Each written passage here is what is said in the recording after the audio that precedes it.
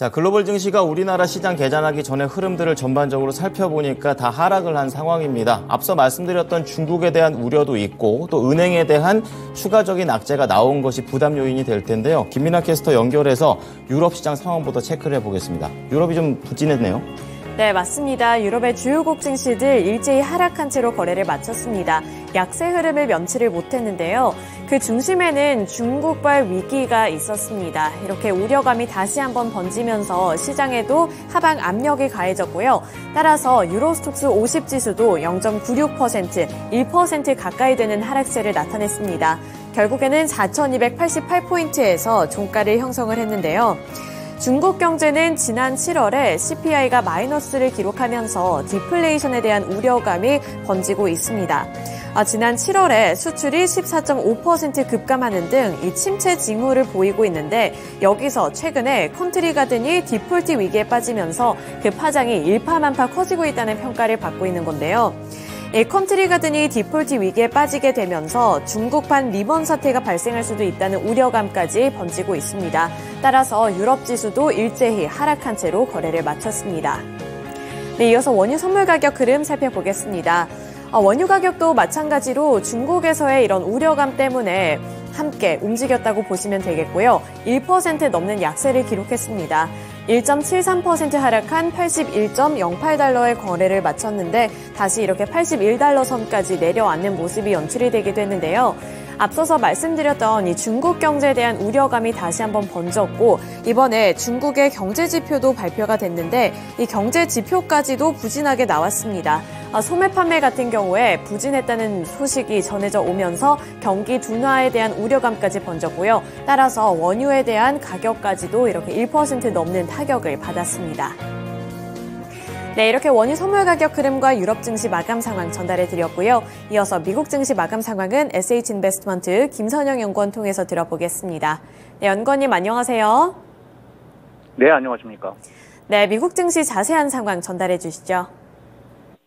예, 견조한 미국 소매 판매 지수에 따른 추가 금리 인상 우려가 높아지면서 오늘 뉴욕 증시는 급락세를 보였던 가운데 지수별로는 다우 지수가 1%, S&P 500은 1.16, 나스닥은 1.14, 그리고 소형주 중심의 러셀 2000 역시 1.3% 가까운 하락세로 거래를 마쳤습니다.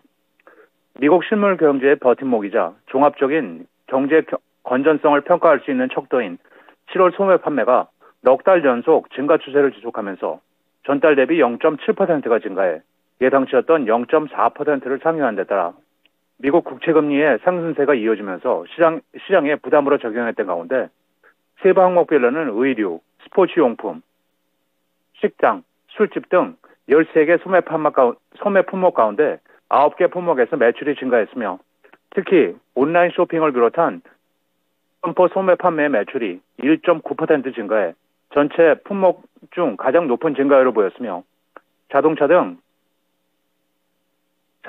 제외한 근원 소매 판매는 전달보다 1%가 늘어난 것으로 나타났던 가운데 여기에 신용평가사 피치가 대형 은행들의 등급 가능성을 시사한 점과 중국발 부진한 경제 지표로 중국 경제에 대한 위기감이 높아진 것도 오늘 시장에는 악재였습니다.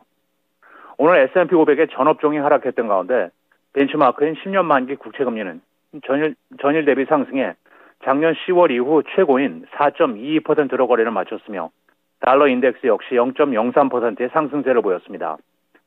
오늘 특징 종목들을 보면 증권사 UBS가 매수 추천 의견을 유지하고 목표 주가를 기존의 475에서 540달러로 상향 제시한 데 따라 시장 하락에도 불구하고 반도체 업체 엔비디아의 주가는 0.43% 상승했으며 반면 로저 호치스차일드 CEO의 갑작스러운 사임 발표로 신용카드 업체인 디스커버 파이낸셜은 9.4%의 급락세로 거래를 마쳤습니다. 앞서 말씀드린 대로 글로벌 신용평가사 피치가 미국 은행권의 영업 환경 악화에 따라 JP모건 체이스를 비롯한 대형은행들까지 등급을 강등할 수 있다고 경고했다는 뉴스가 금융권 주가를 일제히 떨어뜨리면서 오늘 시장에 큰 악재였습니다.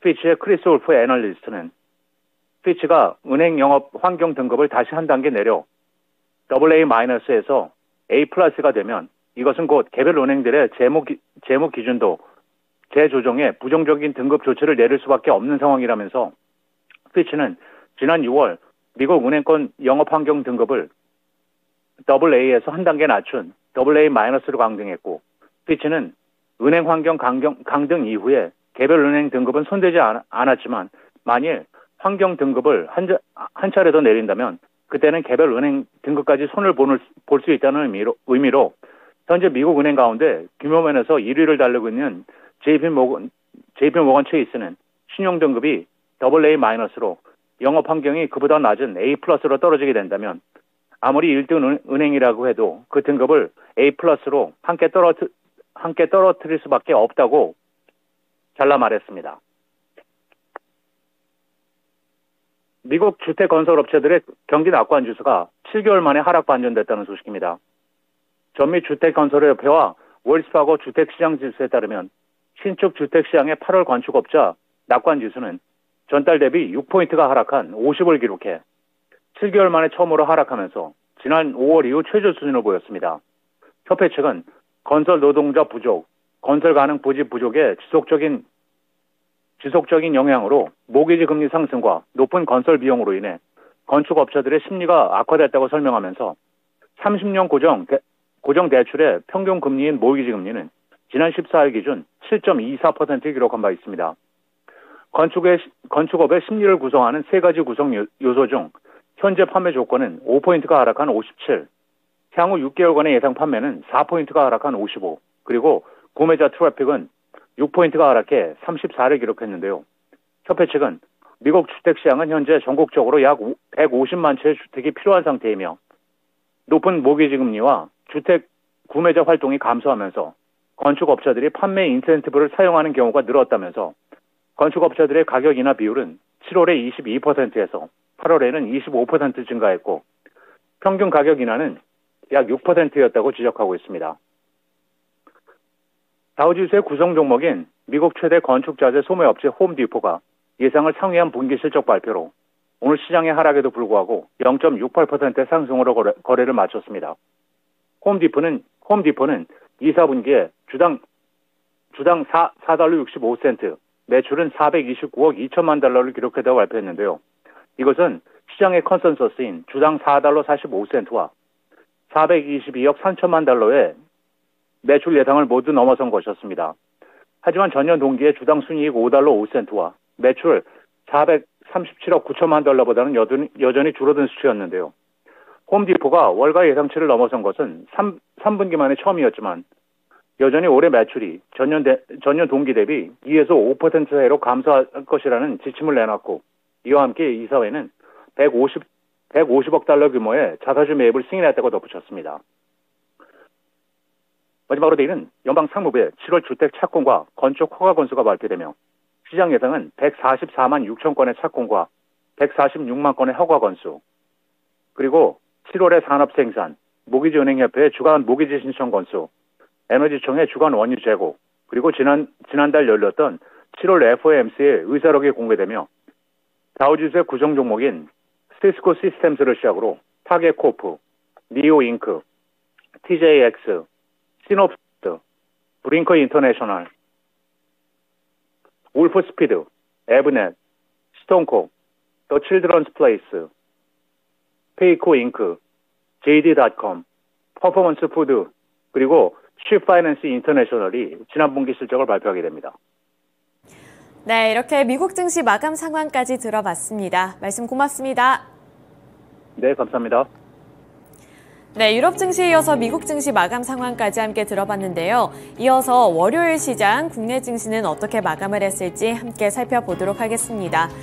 월요일 시장에서 코스피 지수 3거래일째 하락 마감했습니다. 0.79% 하락하면서 종가는 2,570포인트에 형성을 했는데요. 결국에는 외국인 그리고 기관의 매도세가 문제였습니다. 외국인 투자자들이 1,201억 원 매도 우위를 기록을 했었고요. 기관 투자자들도 3천억 원 넘게 매도를 한 가운데 금융투자형 매도 물량까지도 2천억 원 넘게 포착이 됐습니다. 개인 투자자들만이 저가 매수에 나서면서 그나마 이 지수의 하방 압력을 줄였다고 보시면 되겠는데요. 업종별로 흐름 더 자세하게 파악해 보도록 하겠습니다. 네, 우선 전기전자 섹터에서 삼성전자 0.3% 하락했고요. SK하이닉스도 0.35%로 하락하는 흐름이 나타났습니다. 삼성전자의 종가는 67,300원까지 내려앉으면서 67,000원 초반 부근까지 밀려나는 흐름이 나타났고요. SK하이닉스도 0.35% 하락한 114,900원의 종가를 기록했습니다. 또 2차전지 셋업체들도 이번에 또 조정을 받는 흐름이었는데요. LG에너지솔루션이 0.91%로 이 셋업체들 배터리 3사 중에서는 그나마 낙폭이 가장 적었던 기업이었고요. 삼성 SDI는 3%대 약세를 기록했습니다. 삼성 SDI 3.63% 하락한 61만 원 선까지 내려앉는 모습이었는데 장 초반에는 반짝 급등을 하면서 62만 6천 원까지 올라섰습니다만 그 이후에 탄력이 급격하게 둔화가 되는 흐름이 포착이 됐습니다. 네, 그 다음으로 LG화학도 4%대 약세를 나타냈습니다. 4.02% 하락한 59만 7천 원까지 밀려나면서 결국에는 60만 원 선을 내어주기도 했었는데요. 장 초반에만 61만 9천 원까지 반짝 올랐었는데 마찬가지로 장 막판까지 투자 심리가 악화가 되면서 4%대까지 낙폭을 키워나갔습니다. 그 밖에 SK이노베이션도 3.31%로 3%대 약세를 나타내며 거래를 마쳤습니다. 네, 이어서 강했던 섹터들 살펴보겠습니다. 월요일 시장에서도 중국 소비주들이 중심에 있었는데요. 중국 소비주들이 연일로 이렇게 상승하는 흐름을 나타내면서 빨간불을 켜내며 거래를 마쳤습니다.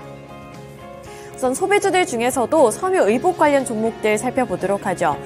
대장주격으로 여겨지고 있는 FNF가 6%대 강세를 기록을 했습니다. 6.23% 상승한 11만 2,600원까지 올라섰고요. 장중 고점은 11만 4,300원이었습니다. FNF 하면 중국의 소비에 영향을 많이 받는 의류 종목이라고 보실 수가 있는데요. 따라서 이 기대감이 의류 쪽으로도 함께 유입이 되면서 6%대 강세 흐름을 나타냈습니다. 또 그 밖에 한세시럽도 7.39% 올랐고요. 한세시럽뿐만 아니라 한섬의 경우에도 3.4%로 3% 넘는 강세를 기록했는데 이렇게 중국 소비주 내에서도 의류 종목들 쪽으로도 매수세가 유입이 됐다는 점 체크를 해보셔야겠고요. 형지 엘리트 같은 경우에도 7.99%로 8% 가까이 드는 상승률을 나타내면서 1,406원의 종가를 형성했습니다. 형지 엘리트 같은 경우에는 교복과 관련해서 모멘텀을 안고 있었는데요.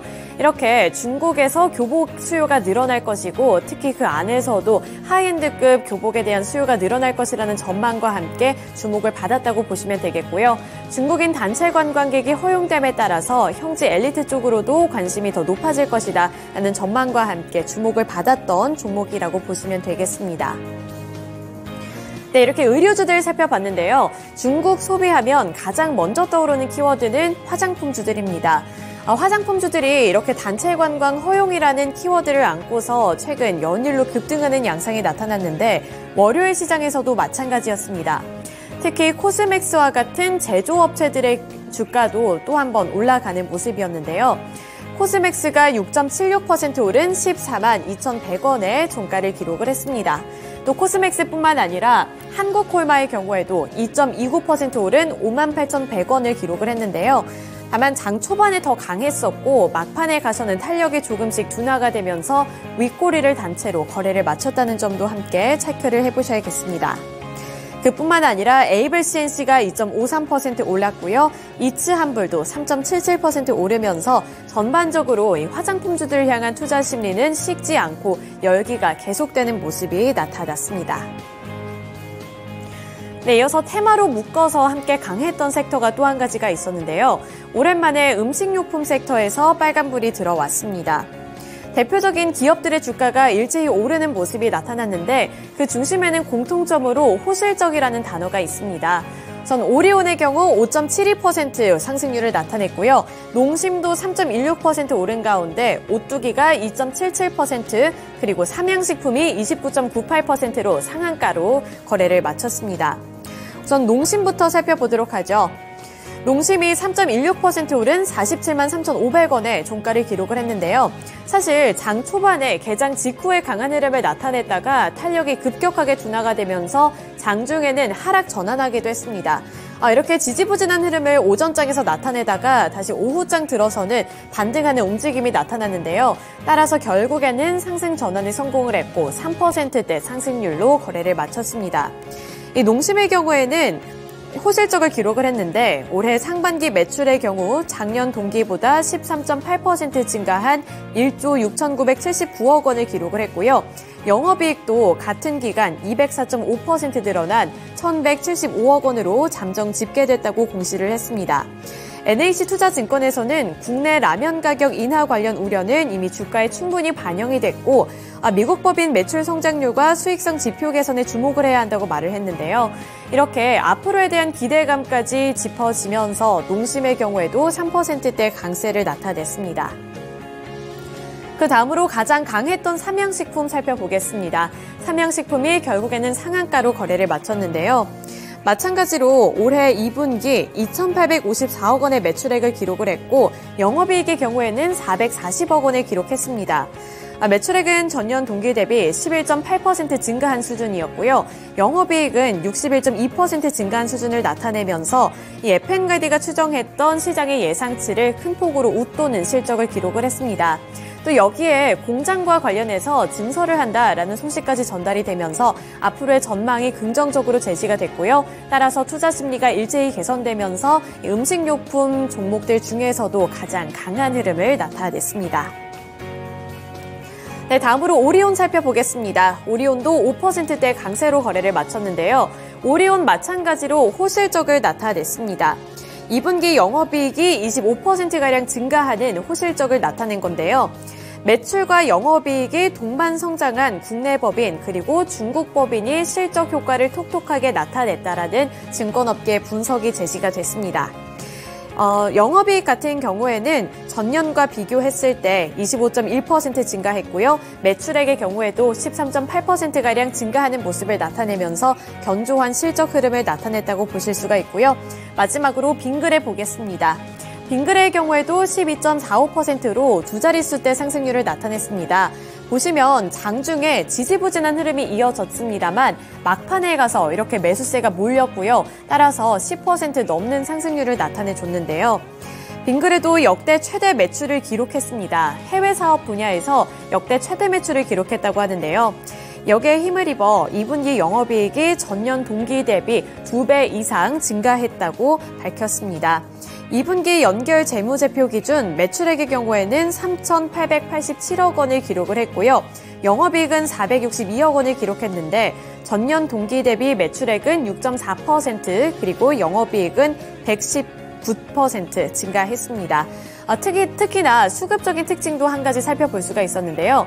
다른 섹터 내에 있는 경쟁사들과 비교했을 때 기관 투자자들이 13거래를 연속으로 매수하고 있다는 점을 특징으로 잡아볼 수가 있고요. 외국인 투자자들도 월요일을 포함해서 3거래를 연속으로 함께 매수했던 종목입니다. 함께 참고해 보시면 되겠습니다.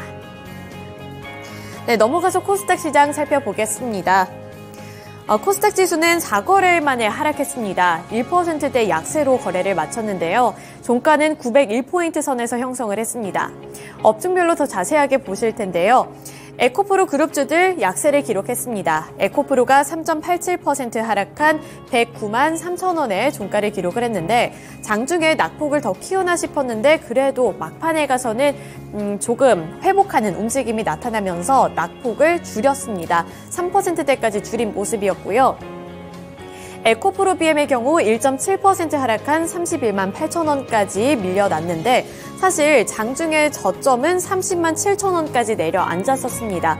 하지만 막판에 가서는 다시 저가 매수세, 반발 매수세가 일부 유입이 되면서 낙폭을 조금 회복을 했고요. 1%대 약세를 나타낸 31만 8천 원까지는 회복을 하는 움직임이 나타났습니다. LNF 마찬가지로 2%대 약세로 거래를 마쳤습니다. 마찬가지로 강했던 섹터 살펴보도록 하죠. 중국 소비주들이 이렇게 코스닥 시장에서도 함께 움직이는 모습이 나타났고 그 안에서도 빨간불을 켜내는 흐름이 나타났습니다. 코리아나 같은 화장품주들이 대체적으로 많이 올랐는데요. 코리아나가 10.32% 올랐고요. 클리오의 경우에도 1.15% 오른 가운데 나머지 화장품 종목들도 함께 매수세가 유입되는 모습이 연출이 됐습니다. 단체 관광객에 따른 매출 증가 기대감이 지속이 되고 있다는 점 특징으로 잡아보실 수가 있겠습니다. 이어서 엔터주들 살펴보겠습니다. 대표적인 엔터주들 일제히 약세를 면치 못했습니다. 그 중심에는 JYP 엔터테인먼트가 있었는데 JYP 엔터테인먼트 8% 넘는 약세를 나타냈습니다. 8.25% 하락한 11만 9천 원을 기록을 했고요. JYP 엔터테인먼트뿐만 아니라 큐브 엔터 같은 경우에도 7.19%로 7% 넘는 낙폭을 키웠습니다. JYP 엔터테인먼트 같은 경우에는 이번에 MSCI 지수 발표 외에도 실적이 나쁘게 나오면서 이렇게 주가가 타격을 받았던 건데요. JYP의 2분기 영업이익은 456억 원으로 시장의 기대치를 7%에서 10%가량 밑도는 수준을 나타냈습니다. 하지만 증권업계에서는 국내 엔터업 중에 기초 체력에는 문제가 없다는 의견도 제시를 하고 있는데요. JYP의 2분기 실적 부진은 일시적인 현상이고 앞으로는 업황이 턴어라운드 될 것은 맞다라는 증권가의 의견을 살펴볼 수가 있었으니까요. 이러한 부분들도 함께 참고를 해보셔야겠고요. 다만 JYP 엔터테인먼트가 이렇게 급락을 하게 되면서 전반적으로 엔터주들을 향한 투자 심리가 위축이 되면서 큐브 엔터 같은 경우에는 2분기 호실적을 기록했음에도 불구하고 7%대의 약세를 나타냈습니다. 네, 마지막으로 초점도체 종목들 살펴보겠습니다. 서원이 29.73% 강세를 기록했고요. 모비스도 29.85%로 상한가를 나타냈습니다. 그 밖에 파워로직스의 경우에도 29.99% 상한가를 나타내면서 초전도체 관련 종목들 다시 한번 급등하는 양상을 나타냈는데요. 국내 한 스타트업 대표가 LK99는 상온 초전도체가 맞다고 주장을 했기 때문에 다시 한번 기대감이 유입됨에 따라 이렇게 초전도체 관련 종목들 강세로 거래를 마쳤습니다. 네, 이렇게 특징주들까지 함께 알아봤고요. 지금까지 글로벌 증시 마감 상황이었습니다.